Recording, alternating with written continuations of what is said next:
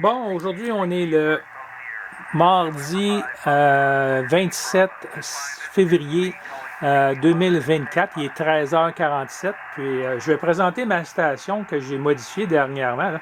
La grosse modification que j'ai faite, en fait, c'est que je me suis... on va enlever le son, ça va aller mieux. Je me suis procuré un casque d'écoute ici de gamer. Alors, un casque d'écoute que j'ai acheté sur Amazon pour 40 $ canadiens. Donc, c'est très peu d'argent, ça. Alors, ça faisait longtemps que je voulais avoir un casque d'écoute avec microphone pour pouvoir avoir les mains libres. D'habitude, j'utilise mon micro ici, mon SM20 de chez Ecom, là. Mais étant donné que maintenant, là, j'utilise aussi ce petit gadget là, qui est en fait une réplique digitale de ma radio.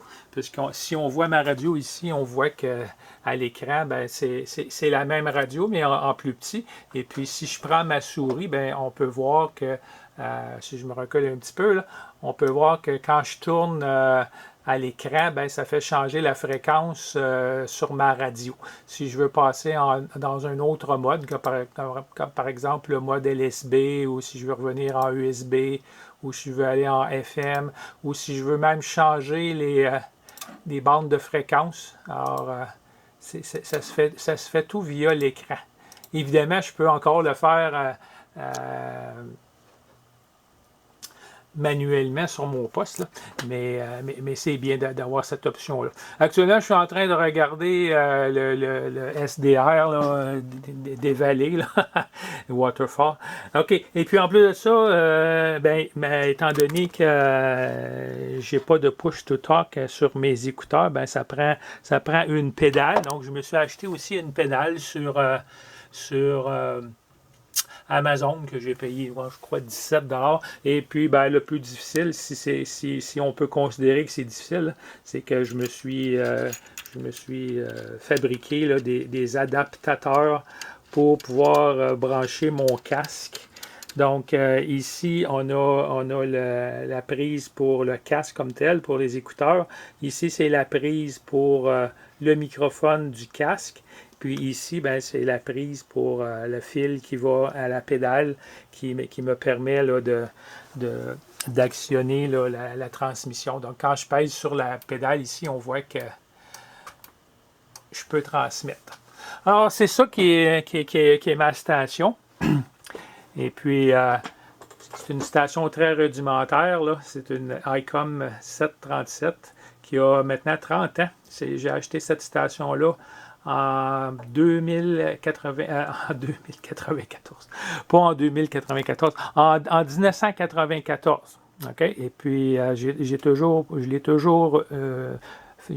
fait bien attention, donc elle n'est pas scratchy du tout. Puis, c'est comme un petit bijou pour moi.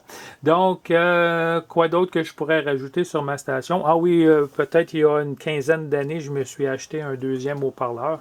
Donc, quand je débranche le poste ici, là, j'entends des deux côtés. Donc, mais j'aime mieux toujours utiliser le casque d'écoute parce que je commence à être un petit peu sourd, dur d'oreille. OK, donc là-dessus, on va quitter et puis on va peut-être aller faire un tour dehors pour voir de quoi a l'air l'antenne. On est parti! Tiens, aujourd'hui, c'est une merveilleuse journée d'hiver où est-ce qu'il fait bien chaud. Donc, on est toujours le 27 février. Puis normalement, là, le 27 février, là, on devrait avoir super plus de neige qu'on en a là. Puis il devrait faire froid. Devrait faire très froid même. Mais là, actuellement, on a 6 degrés. Puis un peu plus tard après-midi, apparemment, ça va monter jusqu'à 13 degrés. Donc, température vraiment là, inhabituelle. On est probablement un mois en avance sur ce qu'on connaît d'habitude. Donc, on s'en va voir mon antenne. C'est pas le meilleur moment de la regarder parce que il fait soleil, puis si je filme vers le soleil, on ne la verra pas, donc on va la filmer de derrière ici. Donc ici, c'est mon mât. Et puis, si on continue de monter, on voit l'antenne. Donc, c'est une R7 de chez Cushcraft. C'est une antenne multibande, bien évidemment. Et puis, elle couvre du 10 mètres au 40 mètres. Mais je peux faire du 80 mètres avec mon antenna tuner de mon poste. Là. Il n'y a pas de problème, je peux faire du 80 mètres. Alors, je ne sais pas quelle hauteur elle a, là, mais elle est quand même assez haute. Puis la particularité, c'est que ça fait un bon 20 ans, 24 ans, je pense, qu'elle est installée ici, cette antenne-là. Avec le coax ici, là, il y a 24 ans, il passe sous terre, il passe même sous la neige. Puis on voit ici mon ground, ma mise à la terre. C'est une grande tige d'acier que j'ai plantée. Elle fait 3 mètres de longueur, donc elle est très profonde dans le sol. Et puis mon mât, lui, il repose sur une petite base de béton. Et puis ce poteau-là, je me rappelle à l'époque, quand je l'avais acheté, je l'avais transporté moi-même sur le toit de ma voiture. Donc, pas besoin de dire que ça ballottait pas mal. Donc, ça fond énormément, comme on peut voir, là, ça dégoûte. Et puis, si on peut prendre peut-être un autre point de vue de l'antenne, sans que le soleil nous aveugle. C'est ça que ça a l'air. Donc, comment je dirais ça? En été, on va voir le soleil. En été, là, quand il y a des feuilles dans les arbres, ben, l'antenne n'est pas visible du tout.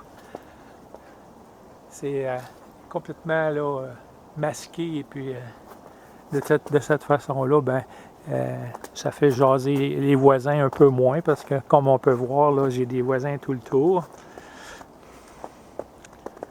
OK, donc on va aller faire notre petit montage là, de la station plus l'antenne.